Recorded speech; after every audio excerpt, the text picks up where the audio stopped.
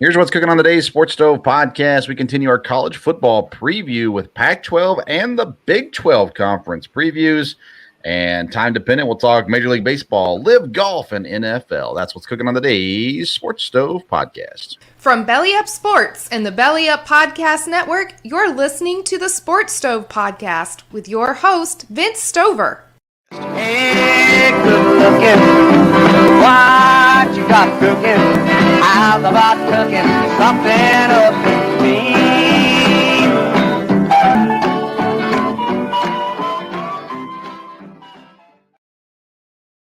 Welcome into an all-new Sports Stove podcast presented by In the Clutch, your officially licensed apparel, Major League Baseball, MLBPA, NFL, NHL, and so much more. Go to intheclutch.com and use the code SPORTSSTOVE. You'll get 10% off your first purchase.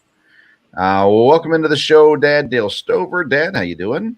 Doing good. A lot of football going on these days, so that's exciting. I love following training camp. So Thursday night kickoff, Hall of Fame game. So we are in official football week. It's a good time to be alive. We're recording this on a Saturday night. Typically we record on a Sunday.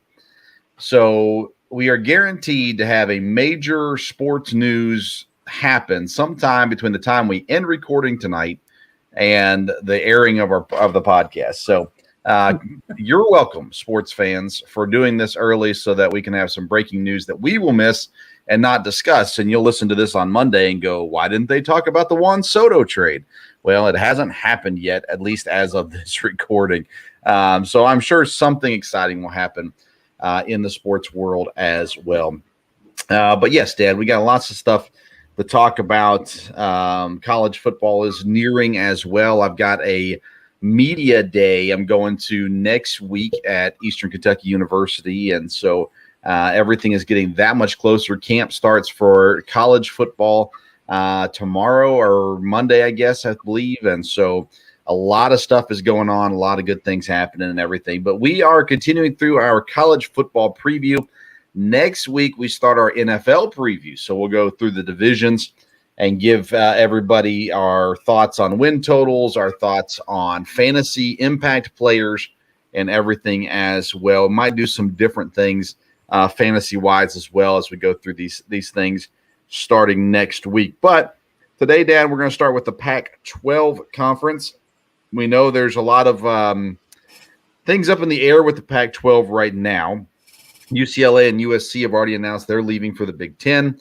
And there is rumors of other teams leaving to either the Big 12, the Big 10, somewhere. We just don't know what's going to happen. The Pac-12 conference commissioner said they're doing everything they can to keep everything going there in the Pac-12. So we'll see how all this shakes out at the end as well. Let's start with the North Division, Dad, and that means we probably need to start with Oregon. New coach this year, Dan Lanning. They have 14 returning starters, which is pretty solid, and they don't have to play USC as far as the cross-conference play. They do get Utah and UCLA. Both of them, though, have to come to Oregon. And Oregon has a new quarterback. You may have heard of him. Bo Nix comes over from Auburn to be the quarterback in Oregon as well. Their win total is at 9. Dad, do you go over, under 9 with Oregon this year? I think I would go over 9 with them, be about right at 9. But, yeah, I think could go over. Here's something you got to remember as we look through some of this, and we'll talk about this maybe later, but we might as well cover it now. The divisions don't matter anymore. It matters for your schedule. It doesn't matter for your chances at the conference championship. You don't have to win the South to play in the conference championship. You can actually be second place in the South and still compete for the championship because the divisions don't play a role in that this year. So Oregon not only has to beat out their division, but they actually have to beat out all but at least one other team in the South Division as well. New coach, new quarterback, a quarterback who underachieved at Auburn. This one, I go under 9. I think 9 might be the number, but I'm going to go ahead and say under 9 for this Oregon team, Dad. And I think they're a big game to watch, and you could argue it's a number of different games and I'll talk about that a lot really in the Big 12 as well. But I'm going to go out of conference with BYU as the big game for Oregon. That game might determine whether or not they get over 9 wins or not. Do you have a game to watch for Oregon this year? I think it'd be the Georgia game. Again, that's going to be a little bit of a measuring stick. I don't believe they'll beat Georgia. Can they play with them? Would it affect their season if they really get romped by Georgia? Playing a team like that right off can be a little scary, but to me, that's one of the big games to watch for them. Yeah, I mean, I guess you could jump on Georgia, being that it's the first game of the season, right, for Oregon, or early on in the season at least. So yeah, that's an interesting one for sure. I don't think they beat Georgia either, but it'd be a big one if they did. That set them off on the right foot for sure. Oregon State, 7 wins last year. They led the conference in yards per play. They've got a really good O-line. They return Chance Nolan at quarterback. I like experienced quarterback in college especially. The defense was not good on third downs. As a matter of fact, they were one of the worst in the conference on third downs, so they have to improve there. They've got a low number. 6 wins is what they're set at here. I'm going over 6 wins for Oregon State. I don't think it'll be much over, but I go over 6 wins. What do you have for Oregon State? Yes, I think I'd go over 6 wins on them also. I think that would be there. And I think the big game, of course, they always have rivalry games, but the Oregon game is a big game, I think, for them as far as a little bit of a measuring stick is concerned, and if they're going to keep moving up. I go the other way on their important game because I want to pick a game they might win. I don't think they're going to beat Oregon. So I go Washington State. As they look at this division, Washington State are all somewhat close to them, I think at least. So they got to win those games. So I picked Washington State as the game to watch, and they get Washington State at home this year as well. Let's go to Washington. They got a new head coach, Kalen DeBoer. He comes over from Fresno State. They got a new quarterback, Michael Penix from Indiana. They've got a really good defense. They did lose their starting cornerbacks, both of them, so that'll hurt as well. Their number's at 7.5 wins. And, Dad, I tend to go under 7.5 on Washington. I think that 7's probably the right number for them.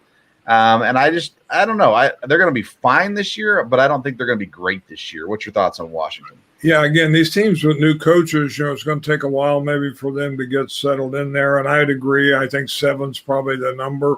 So I'd go under 7.5 there. And, again, there's going to be several teams in the Pac-12 that are all – a little, in there together, and I think a big game for them would be Arizona State. Oh, okay, I like that. I went with Oregon. I kind of went the reverse of what I did with Oregon State, but I picked Oregon as their key game.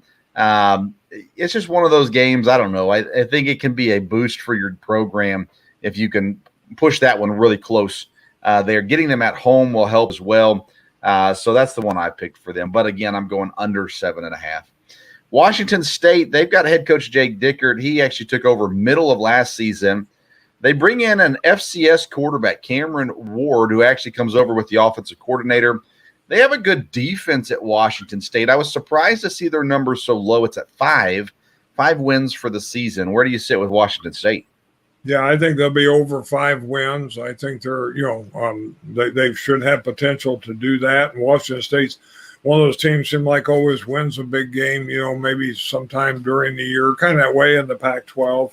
But, yeah, I would go over 5 games with them.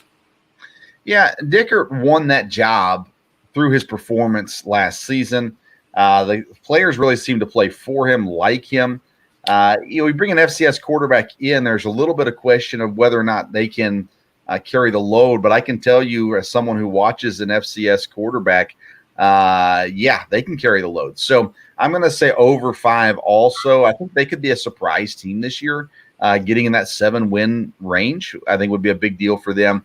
I've got their big game against Arizona. You talked about this with Arizona State.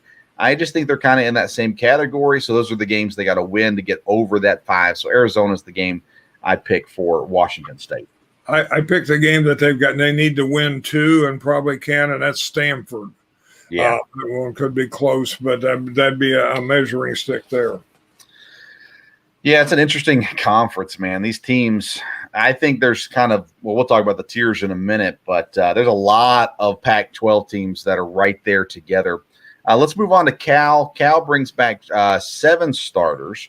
Defense is really good. They bring in the Purdue quarterback, Jack Plummer. They are replacing a lot of their offense this year. Their numbers at 5.5. I got to be honest with you. I went over 5.5, but I think 6 is like the roof. And I just looked at their schedule and think they can get to 6, though, relatively easily. So I go over 5.5 on Cal. Yeah, I'd agree with you on that. I think they can get to 6, qualify for a bowl, maybe even a little better. So I would go over 5.5 there. And again, a game, it's going to be a big game for them. If they're going to maybe do better than expected, would be Washington. See how they play against a team like that. So I think that's a big game. I'm with you. I picked Washington as well. Stanford, 11-19 over their last 3 seasons. They had a great start to the Shaw era, but the last 3 seasons have not been good. This year, listen to these guys on the schedule: USC, UCLA, Utah, BYU, and Notre Dame all on the schedule this year. They do have a good quarterback. Tanner McKee is back. The defense was bad. They gave up 235 rushing yards per game last year. That has to get better. 4.5 is their win total, Dad. Where do you sit with Stanford? I'll go under on them. They should be able to win 4 games. I don't know that they can win 5. They can if they surprise a team or 2. But I will go under. And again, if they're going to go over that, a game they would need to win would be a game like Cal. I picked Cal as the team also to watch, the game to watch. I went over 4.5, though. I just believe they've got to get things turned around. And again, I'm a big fan of returning quarterbacks. Tanner McKee is good. So I think there's some progress there this year. Still not back to where they were, but I think they get over the 4.5 this year, in my opinion. The South Division is heating up. Utah comes back, returning. They won their first ever Pac-12 championship last year. They scored 37 points per game. Quarterback Cameron Rising is back as well. They've got good skill players, but they lost a lot on the O-line. They've got a stout defense, but there's those high expectations. And when you have a high expectation, when you haven't necessarily had that high of expectations before, I think that you're asking for trouble. Nonetheless, their win total is at 9, and I pick them to go over. Where do you sit with Utah? Yeah, I think they can go over. I think they're headed in the right direction. You're right. When you have expectations, it makes it a little harder. But, yeah, I would go over with them. Their game to watch, I picked USC. I think there's a lot of games on Utah's schedule that's important, but I went with USC. Yeah, the game I've got, and make sure I've got that right here, is – yeah, I want to make sure I was the right one because it's out of conference. And I think starting out with Florida would be big with them. Again, they can beat Florida, probably should beat Florida. I think it's at Florida. And that'll be a big game. Again, that'll get them off and rolling, or otherwise there'll be questions right off the bat. And a team like Utah going into the swamp, big good game for them. Yeah, you said it. They should beat Florida. There's no question about it. That's a team they've got to beat for sure. Let's talk about USC, Dad. Lincoln Riley comes over from Oklahoma. The defense is definitely the question mark here.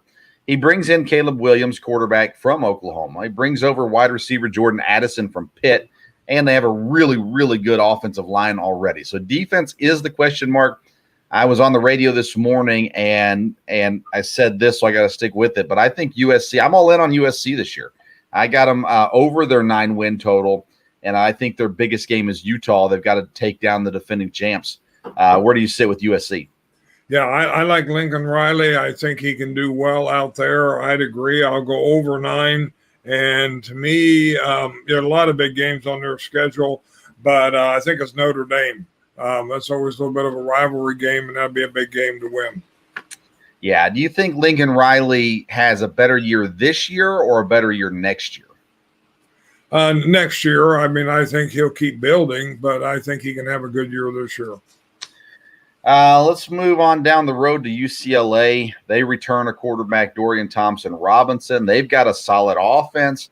The defense actually had some really good additions through the portal. They've got a pretty tough schedule, as everybody really does in the South. It's a gauntlet to get through. This was one I battled with, Dad. 8.5 is the number. Do you go over or under with UCLA? I think I'll go over at 9 because, again, they're not going to have any trouble out of conference. And I think there'd be a good chance they can get to 9, so I'll go over.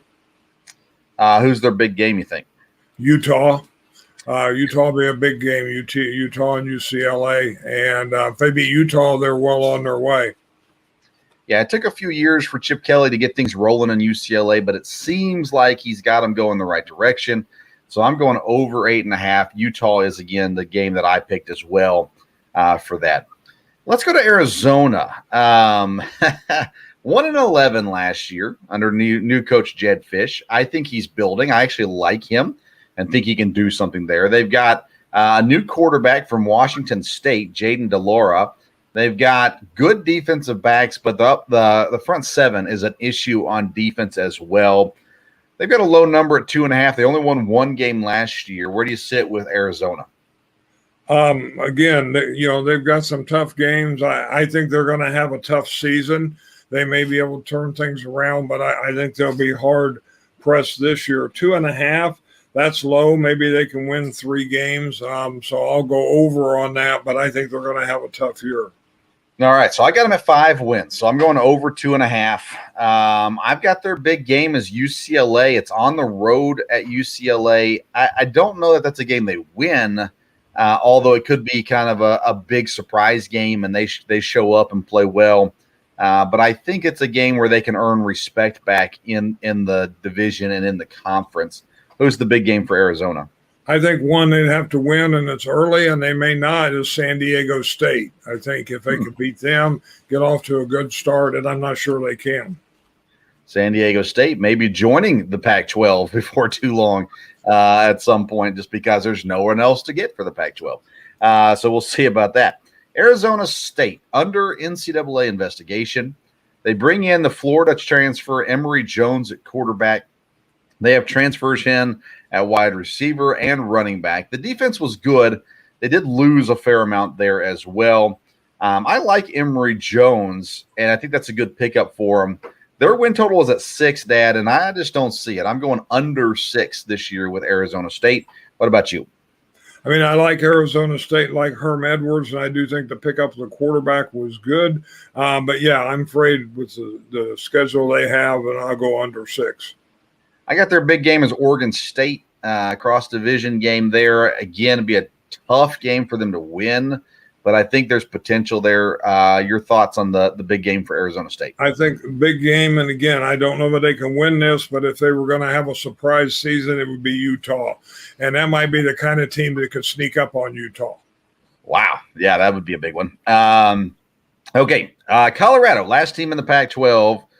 They went backwards last year. There was a lot of expectation for them last year, and I was high on them last year and was dead wrong. They lost 6 Pac-12 games by 15 points or more.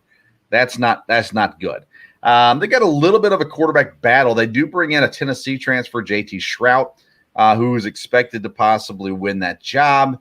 Their number is low at 3.5. I like the coach. I think he can build something at Colorado, but I don't think it's this year. So I'm going under 3.5 with Colorado. What about you? Yeah, I'll go under 3.5. And I think the problem there is they're out of conference games.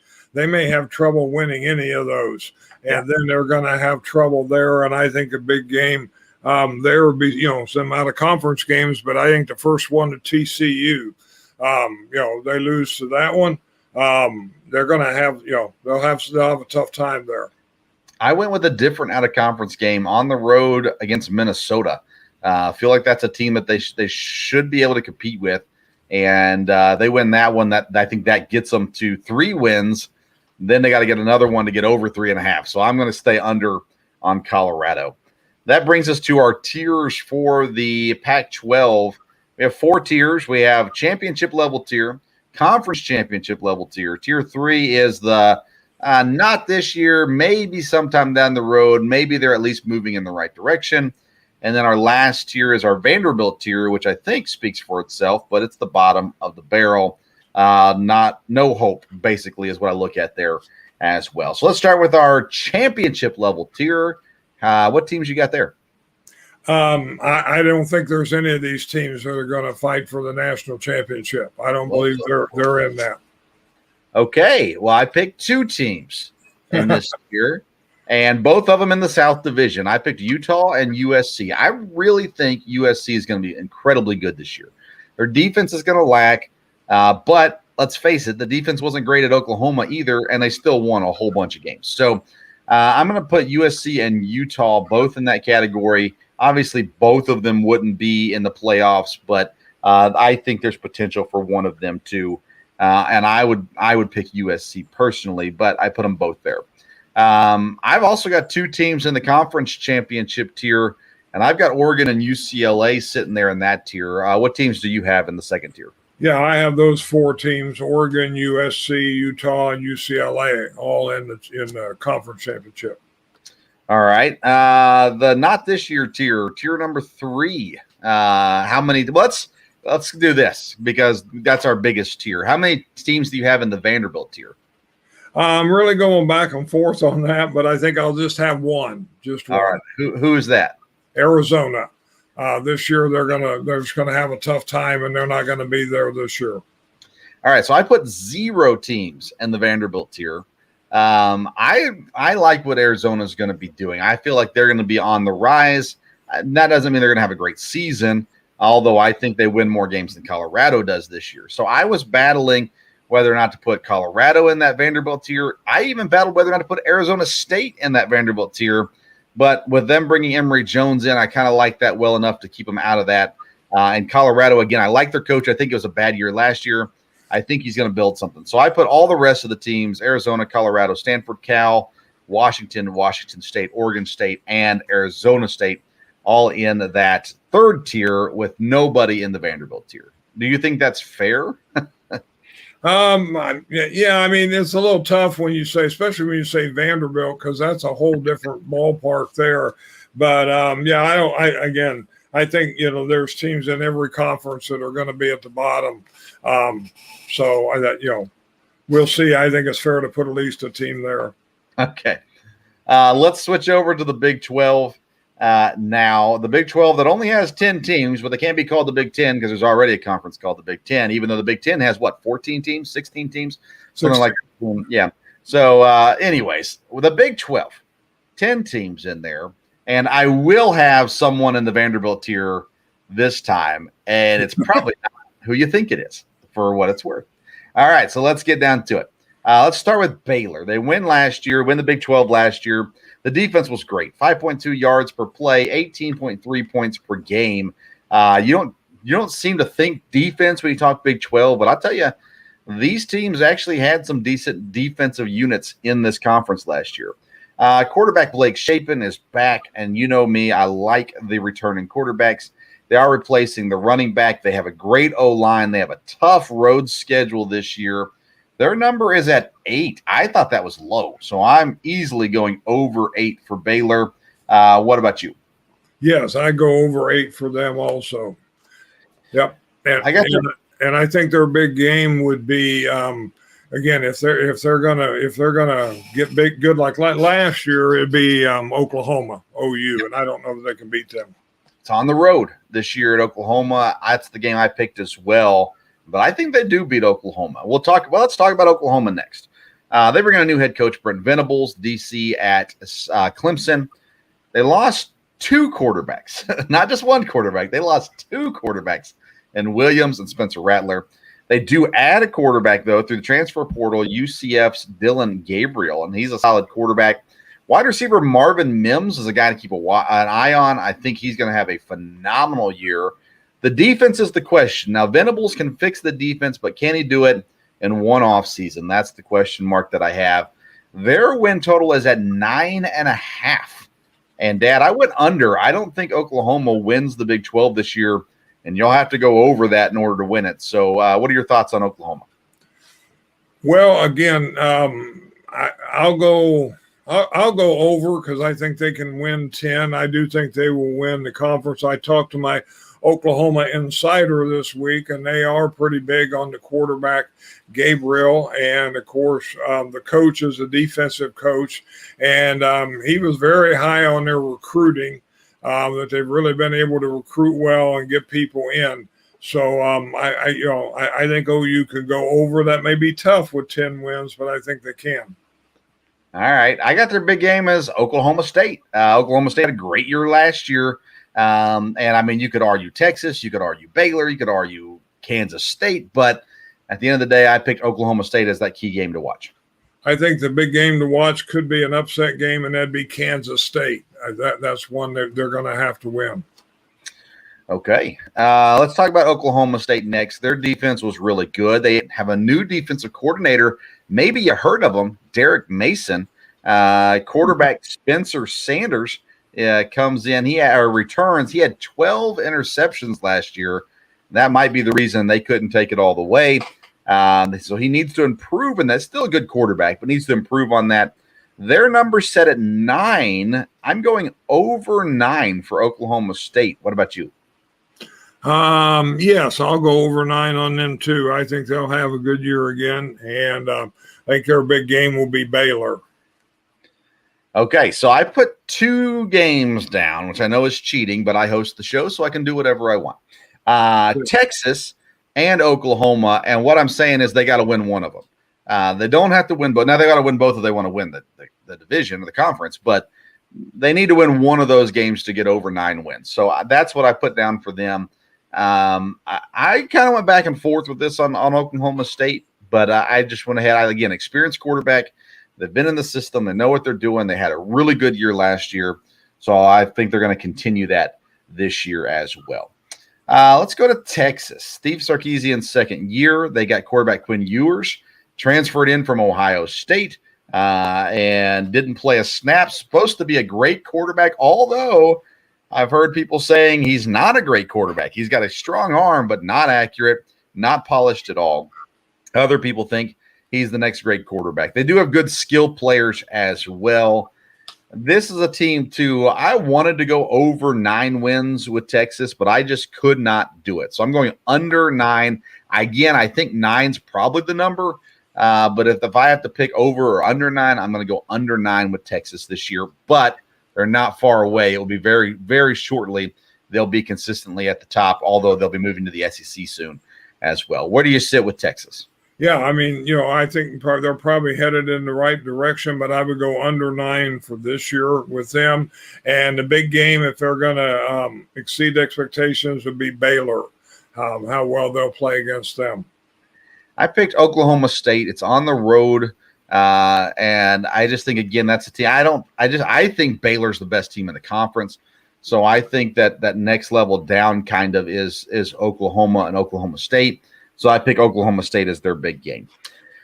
Kansas State, they've already been mentioned once already tonight. A sleeper team. Many people are expecting some big things out of Kansas State. Running back Deuce Vaughn, go ahead and put him on the Heisman list. He could have a phenomenal this year and be in the runnings. They bring in a new quarterback, Adrian Martinez from Nebraska, comes over. And they've got a solid defense. I don't love Martinez. So I don't know that they are going to, be at the very top of this conference, but I think there's potential. They bring in an offensive coordinator that should be able to work with what Martinez can do. 6.5 is the number. I thought that was low, so I went over 6.5 for Kansas State. How about you? Yeah, I went over 6.5 for them too. I read where, they're one of the most undervalued teams in the conference, so I think they can surprise, but again, people will be ready for them. And I think the big game, again, one they ought to win, but it's out of conference, and it'll kind of set the tone for the year, would be Missouri. Oh, okay. I went with the same thing I did with Oklahoma State, Texas and Oklahoma. They got to beat one of those teams. And I don't know which one it'll be, but they got to beat one of them to be where they want to be this year. Iowa State, talking about a team that underachieved. They got a head coach that everybody assumes is going to get a big job somewhere, and he never leaves. And he's sitting there at Iowa State still, but they did not look good last year. They lose their quarterback in Brock Purdy. They lose their great running back in Breece Hall to the NFL. They have a sophomore quarterback, Hunter Deckers, and he's supposed to be good. So there's potential there. Will McDonald is an edge rusher. He had 11.5 sacks last year, so they return him back as well. This one was a hard one for me, Dad. 6.5 is the win total also. You would think I'd go over, but I'm going to go under 6.5 on Iowa State. Yeah, looking at their schedule and everything, I would agree would go under. They should be right there about that spot from there. And I think the big game, again, one that maybe they could sneak up on would be Texas. Yep, that's who I picked as well. It's at Texas. And again, to get over 6.5, I think they got to beat Texas. I'm not sure that they will, but it's a big game for them for sure.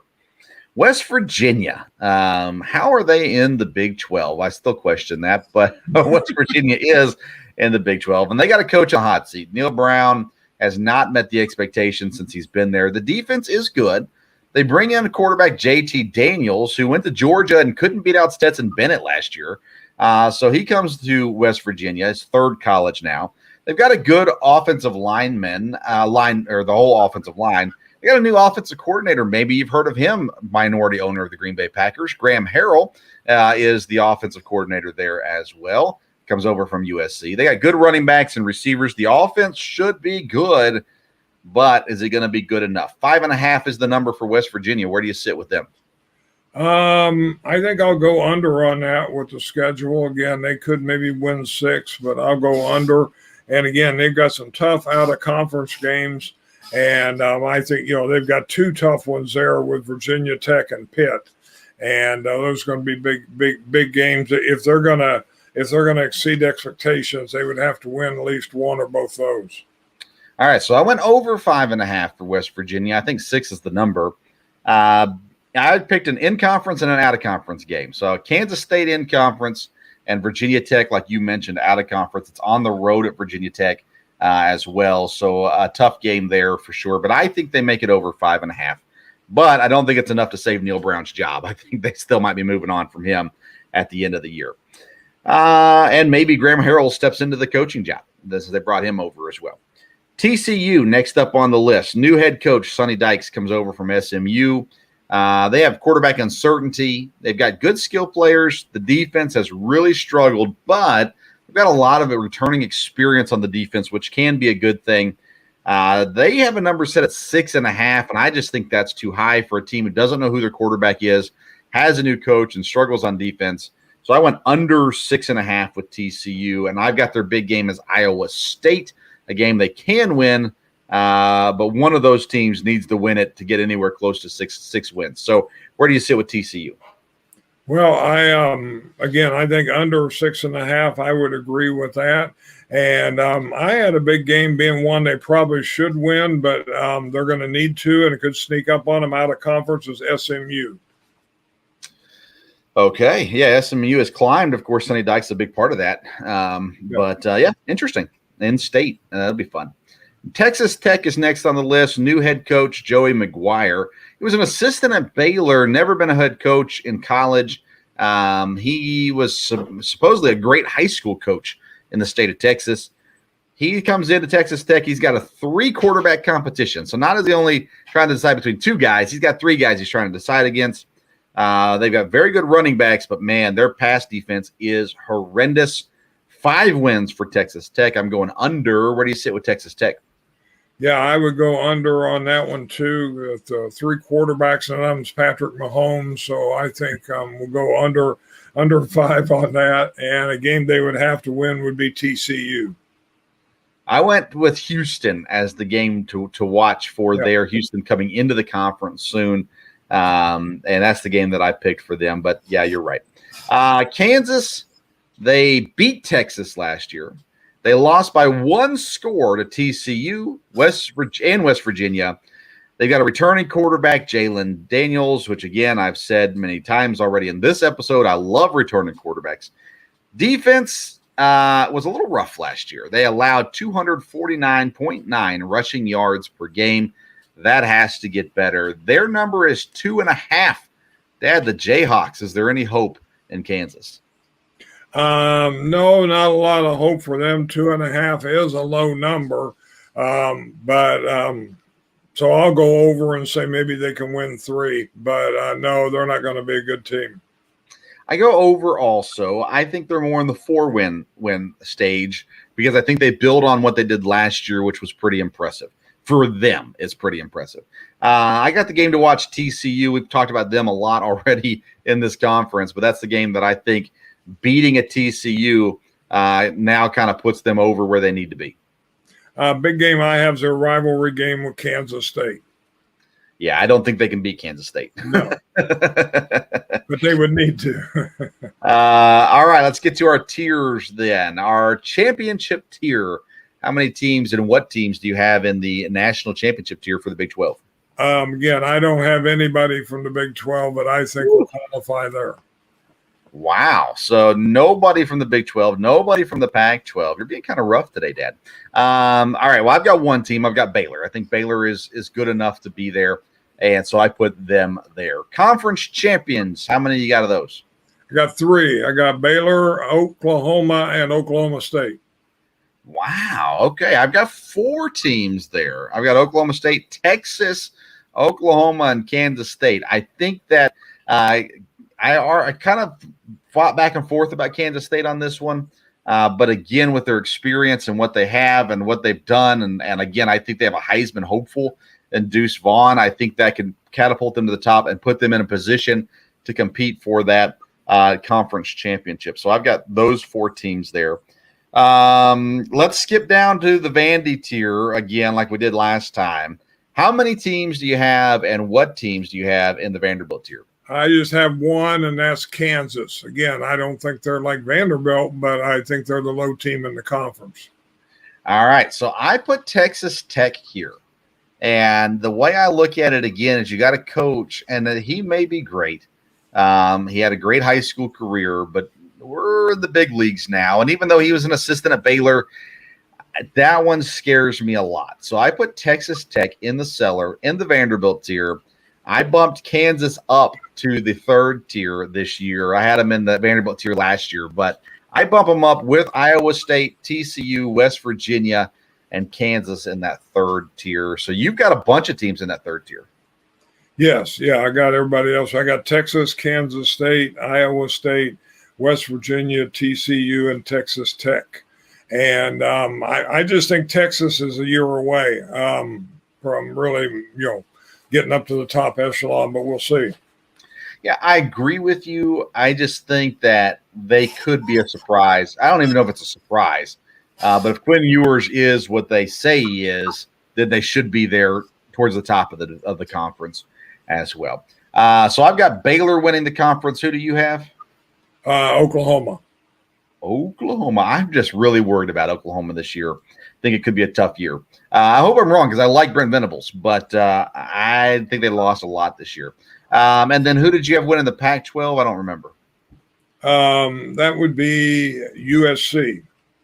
And that's who I have as well. All right, so that's our Power 5 conferences. We'll talk as we get closer to the season. We'll go through our playoff predictions and those kinds of things. We'll get to all that as we get closer to the college football season. But again, next week, we're going to start off our NFL previews, and we'll have plenty to talk about with the NFL next week as we have one game in the books by the time we record next week as well. Anything else you want to add to the Big 12 or Pac-12 conversation? Well, I know we talked about this last week about, would it be any kind of distraction with these conferences being they're losing teams, the following year. And I think the talk was, you said that, well, probably wouldn't affect the coaches and players a whole lot. And I think, in some ways I could agree with that. But, a lot of conversation again this week.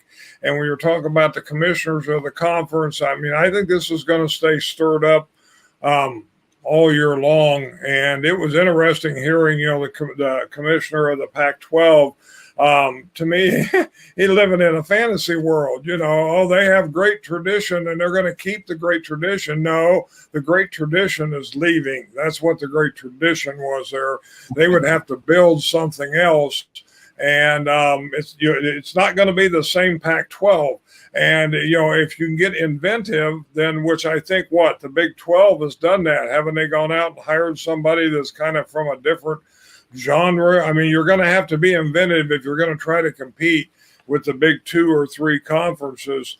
And, again, I don't know that the Big 12 is going to have the power teams that they need for that, or if they're going to lose any more teams. I think that's a big thing with the Pac-12 too. Do they lose Washington and Oregon?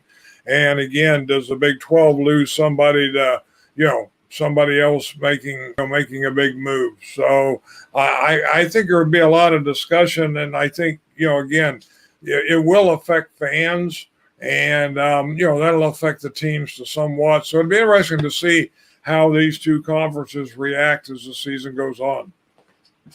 Yeah, I still don't think it's going to affect too much with it. I think it sounds like the Big 12 is actually in a pretty comfortable spot. Now, they're not going to be able to compete with the Big 10. They're not going to be able to compete with the SEC. But I think they're comfortable with where they're at as long as they don't lose anybody else. They've added, Houston, Cincinnati, UCF, and BYU. No, it's BYU. They added somebody else also. I should know who it is, but I forget off the top of my head. So, anyways, yeah, it'll be interesting to see. The realignment stuff is interesting. We'll continue to watch it and kind of see what happens with it and where it all shakes down at the end of the day. All right, let's go to some NFL stuff real quick. Kyler Murray, speaking of Oklahoma, he signs a contract extension. They come out with the contract, release the contract, and in it has a clause where he has to study game film for so many hours a week. What is it? It wasn't very much, a few hours a week. And then after all the hubbub about it, they take the clause out of the contract because it was distracting everybody. Is there anything to make of this Kyler Murray situation? Well, I mean, I think it was embarrassing for somebody. What I was, hearing, I haven't heard definitively. Did the agent put it in there? Murray didn't know about it. Then once it leaked out, he found out about it. Did the agent miss that? Surely you wouldn't think that was the case. And of course, nobody's saying really, why did they put that in there? Was there a big problem? Whatever. But yeah, it definitely caused a lot of distraction. And taking it out, I do think it'll smooth over. I heard people say, this week that, first time he throws an interception, first time they lose, you're going to keep hearing a lot of jokes about, hey, did he watch enough film or whatever? But I think they will get past this now. And not to jump ahead to our NFL previews, but I think Arizona could be really good. So we'll see. Yeah, I mean, DeAndre Hopkins is suspended for the first, 8 games or something like that, 6 games. They got good young receiver there, but they lost Christian Kirk as well. They got Zach Ertz back, so that should be helpful. But, yeah, what it says to me is that Kyler Murray hasn't studied the way he needs to. And if you're an NFL quarterback, I'm telling you, you just go look at the greats, right? Tom Brady, there's no doubt that Tom Brady prepares for games. Peyton Manning historically, legendarily studied and prepared for games. Rodgers studies and prepares for games. Wilson studies for games. These great quarterbacks are always prepared. They know what's going on around them. Kyler Murray seems like he has just depended on his athleticism to get him through things. And we're at the NFL now. And his athleticism had a great start to the year last year, but a horrible ending to the year last year. And he has to now grow up into an NFL leading quarterback. And to do that, you got to study. And I think that he knew it was there. I think the team made it very clear. We're going to pay you a lot of money, but we need you to take that next step forward. And but then when it went public, everything kind of came crashing down. And at the end of the day, I mean, there's issues in Arizona with Kyler Murray anyhow. There was issues at the end of the year. He took all of the pictures of the Cardinals off his Instagram. It sounded like he was going to want out, all that kind of stuff. So we know there's already issues there anyhow. This did not go well for Arizona at the end of the day. Now they got him signed, so maybe that's all they needed to do. And hopefully Kyler Murray, I wouldn't be surprised if there's some conversation of you still have to do this. We're going to take it out of the contract, but there's an incentive. There's got to be an incentive there somehow for him to make sure he's doing what he's supposed to do.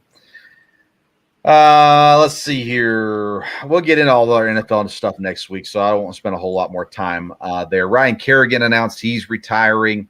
Somebody else I thought did as well. The Chiefs went out and got an edge rusher as well in Dunlap. So there's some things happening, and more things will come down the pike here very soon as well. Let's see here. Let's talk golf quickly, and then we'll close with Major League Baseball. The Live Tour continues to make news. Charles Barkley officially out. They'd never made him an offer, and he said he could not leave TNT hanging. Maybe that was the old football coach saying, I've removed my name from consideration. I'm not sure, but we know Barkley's not joining the Live Tour. But we know Bubba Watson is joining the Live Tour. And I tuned in this weekend, Dad. I sent you the link in case you wanted to also. I tuned into the Live Tour. It was enjoyable. It felt like golf. A familiar voice. And David Faraday was talking on the broadcast. Players that I knew were golfing and actually leading the tour as well. I thought it was a lot of fun. Enjoyed watching it this week. The Live Tour doesn't seem like it's going anywhere. Yeah, no, I think they're going to be. I think they're going to be fine. We will see. There's things to be worked out about can the players still play, in the majors and all that type of thing. Of course, came out this week that they're going to expand their schedule, next year. And when Barkley was talking about going, he seemed to imply that definitely they would get a network deal. If they get a network deal, then that changes everything. But yeah, it's not going away. And for the PGA to not react to it may be a big mistake down the line. One of the arguments is it's a 3-day tournament instead of a 4-day tournament. Therefore, they do not qualify for world rankings through this tournament. Do you think they need to make adjustments so that they can qualify for that? Or do you think it really comes down to professional golfers playing golf and getting paid, and they're getting that no matter what? So what's your thoughts on the player rankings? Well, I think, again, you're going to want all the good players in the major tournaments, so depending what they have to do. But the Live Tours obviously decided that 3 days, is what they want to do, and I did not watch it. You did send me the link. I would like to, but I didn't get a chance to. So if it's enjoyable to watch and everything, then, we'll see where it goes. Like you said, it's not going to go away. Yeah, it really, I just felt like a normal golf tournament to me watching it. There's some differences because they're talking about the teams and stuff like that. But again, it was Dustin Johnson at the top of the leaderboard, and it was Phil Mickelson out there golfing, and it was guys that I knew. And there were guys on there I didn't know as well, but there was good golf. There was a lot of really close shots on some par threes and some excitement there buzzing around as people were watching as well. There was some odd things. One of the tee boxes is like next to the clubhouse, so you could hear music playing at the clubhouse. There was a lot of talking. It wasn't quiet at the tee box because there was a lot of noise going on in the background, which I thought was interesting. That felt a little different, but everything else seemed the same. It got me excited. I'm going golfing on Monday, Dad, and it got me ready to go. First time this year that I'm going to get out, so I'm looking forward to that. Major League Baseball. We'll talk more about this next week because the trade deadline is Tuesday. We've already seen a couple of trades go down, nothing too major. Seattle does acquire Castillo from the Reds. Very solid pickup. They gave up 3 of their top 5 prospects to get him. So it seems almost like a win-win. You don't see a whole lot of trades that I feel like are win-wins. I think this one might be, but some of it depends on those prospects. Do they ever turn into anything? And we've seen the Reds prospects that they've gotten in trades not turn into anything before. Any thoughts on the Seattle Castillo trade? Well, yeah, it seemed like definitely a good move for Seattle. And I was talking, to your mom about this because she's a big Reds fan, and she was pretty distraught. Just thought it was another bad move. But I said, these are good prospects. And if the Reds, if they are going to build for the future and they do know what they're doing, then they picked up maybe some good players. So maybe it will be a win-win, but I think it was definitely good for Seattle. Seattle has some good young players already, so probably they could give up some prospects, and Castillo could really make a difference for them. And again, with having young players, I don't think this is a move just for this year. This is something we could head them in the right direction. And right now it looks like they could have a shot at the wild card. Well, that's where it is, right? I mean, you talk about 2 or 3 weeks ago, Seattle would have been sellers at the deadline. And then also they went on this massive win streak and they got themselves in position to make the playoffs. And they are currently sitting in a wild card spot. They have a better record and win percentage than anybody in the AL Central. And right now they're tied with Tampa Bay. So you got New York, Toronto, and Houston that are above them. So they're sitting comfortably in that spot, but they had to take a step forward to make sure they kept pushing forward and they don't hurt themselves this year by getting rid of the prospects. And Luis Castillo, he came on strong these last couple outings before the trade deadline to earn himself a potential spot in the playoffs this year. You look at that AL right now, like I said, you got the Yankees who are clearly going to win the East. You got the Astros who are clearly going to win the West. Everything else is wide open. The AL Central is still wide open. Cleveland's a 1.5 games back on Minnesota. Chicago's 3 games back on Minnesota. And then you've got Tampa and Baltimore. Baltimore has jumped Boston now in the standings, Dad. Baltimore is a legit team all of a sudden. Yeah. What happened in Baltimore? Well, again, it's interesting to watch that because you get a team with young players. It proves that they can develop, and that's apparently what's happening there. Everybody says Trey Mancini's getting traded here this week, but Baltimore they're only 3 games out, 2 games out, something like that, 2.5 games out from a wild card spot right now. So if you're Baltimore, I guess it depends on what you can get back, but I don't think you're selling this time around because now all of a sudden you're making a run at the playoffs. And Boston, who Milwaukee has just dominated so far in this series. There you go, Brewers. My goodness, Boston's in last place, and they led the East for most of the season last year. So what an interesting division the American League East is this year, especially when you look at the other divisions going, there's no excitement. No excitement going on in the AL there.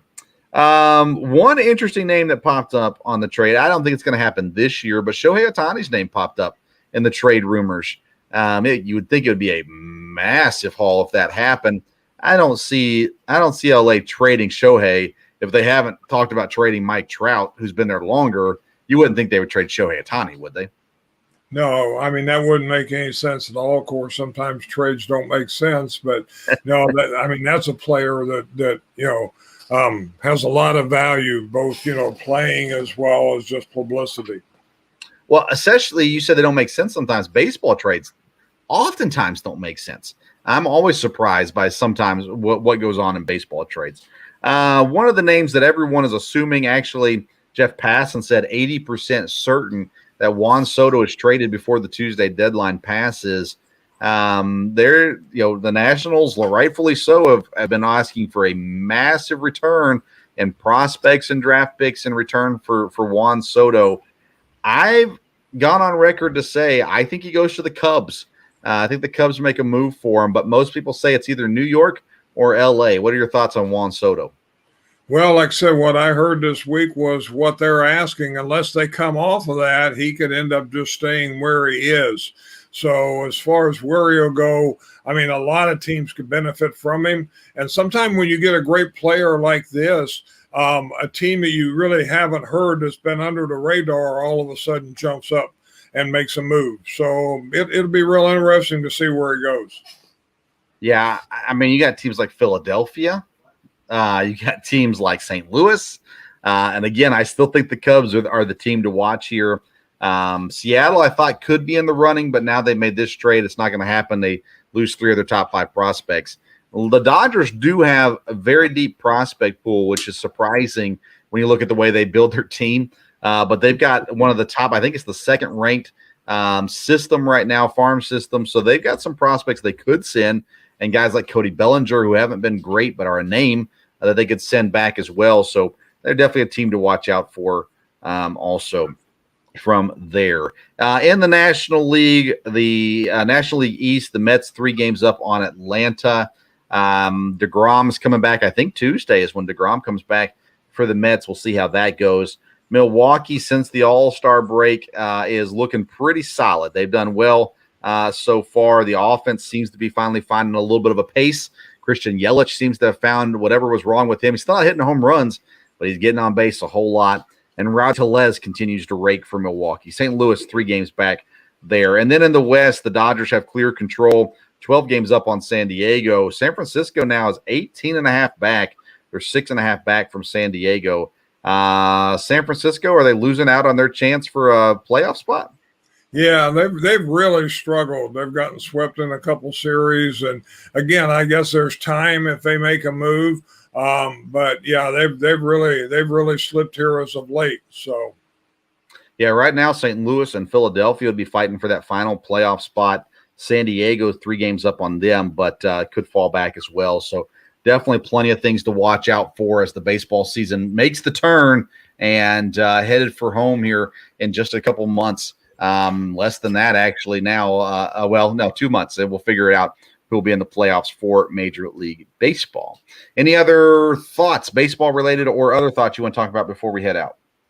No, like I said, nothing baseball wise. I enjoy, like I said, training camp and keeping up on that. Mainly the Packers is what I keep up on right now, but I try to keep my eye on everybody's training camp. And I don't know if you caught it, but boy, something interesting. We're not big Titans fans, but this week at training camp, they may have made a move they may really have quite a year with the motivation they brought in.